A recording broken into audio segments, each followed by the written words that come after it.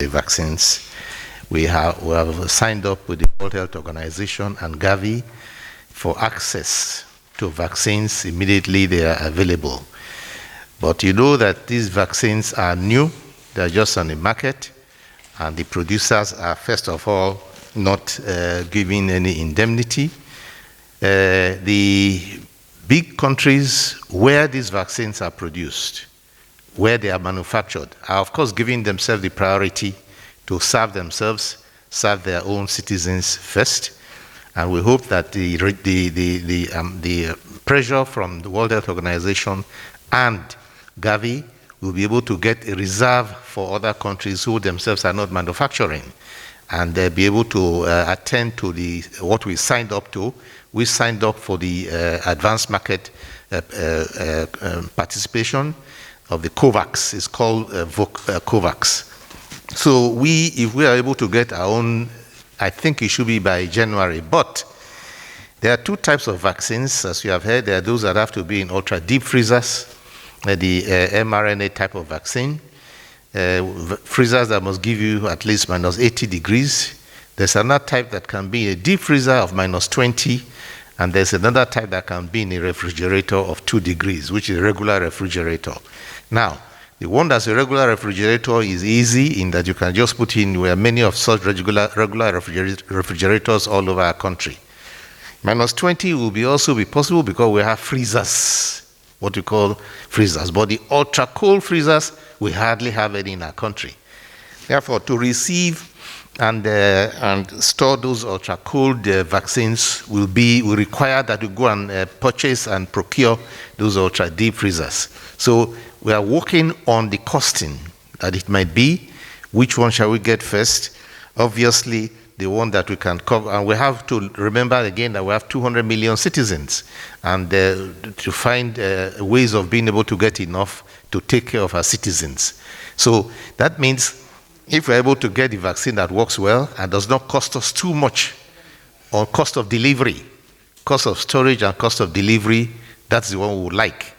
And be able to apply it in as soon as they are available. We're also having bilateral discussions, talking with manufacturers.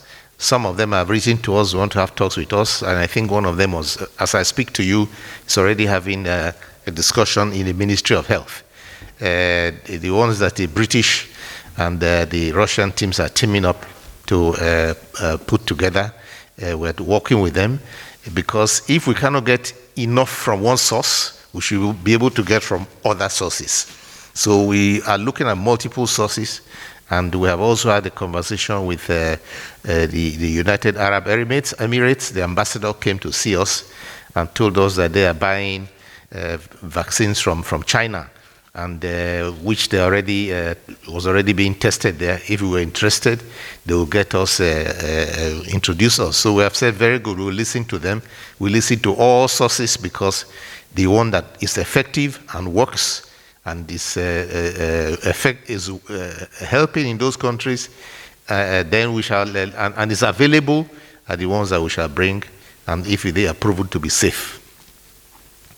I hope it answers your question. Yeah.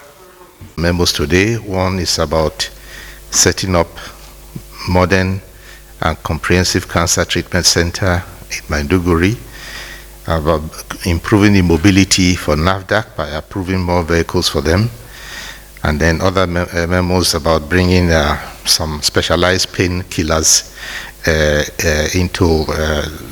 make them more available for use in the country.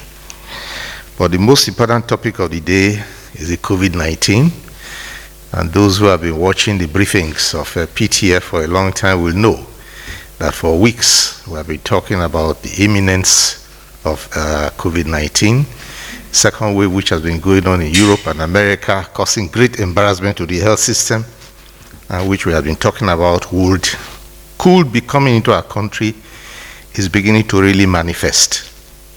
It is that manifestation that we all have to wake up to and buck up to confront.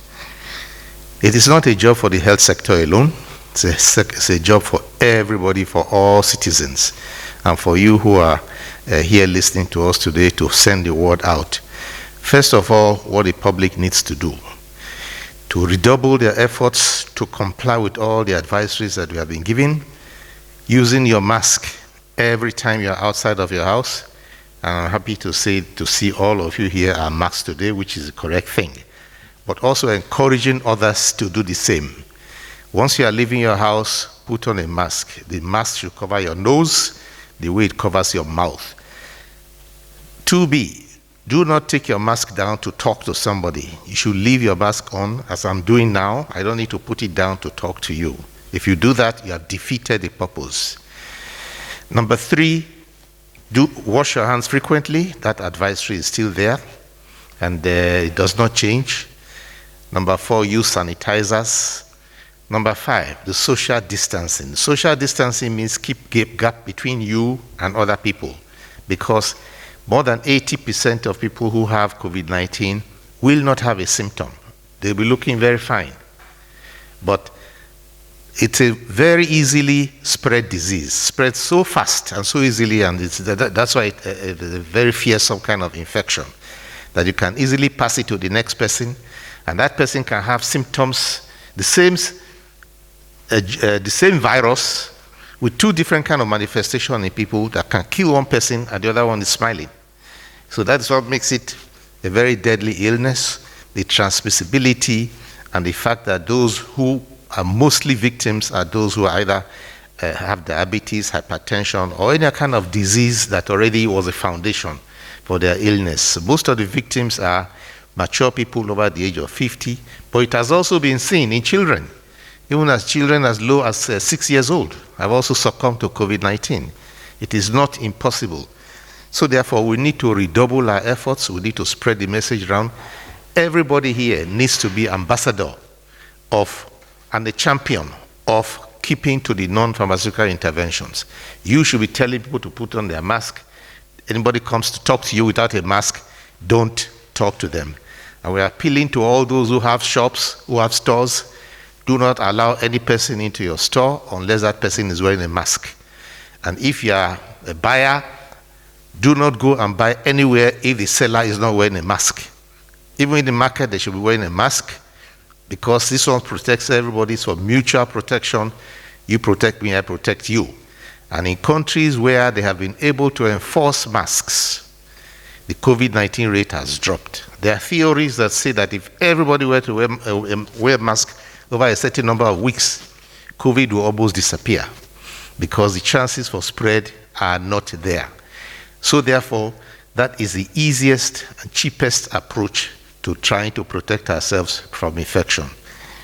As for the health sector, we hope that if everybody or if most people are complying, we have less work.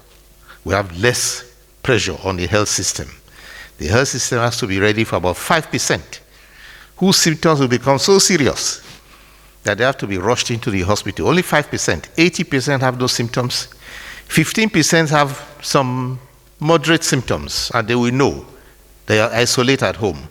But 5% will have very, very grievous symptoms. The numbers are so many that it is that 5% that is overwhelming health systems in other countries, in North America, in Europe. Only 5% that need ventilators, they need respirators, they need oxygen concentrators, they need all sorts of medicines, they need drips. And those are the ones that really put pressure on the health system. We don't want to get that place, because prevention is better than cure. We want to put all efforts into prevention, at the same time prepare for the worst. We have asked all our hospitals who have isolation centers or treatment centers to reopen, and we have told all the ICUs to wake up and gear up. We have positioned materials, PPEs, and so on in various places, and we have trained a lot of intensive care doctors and nurses. We are going to intensify the training so that we are ready. But we want you to help by making sure that these numbers go down, that the number of people who get infected does not continue to rise. That is a public side. It is not something the health sector alone can handle.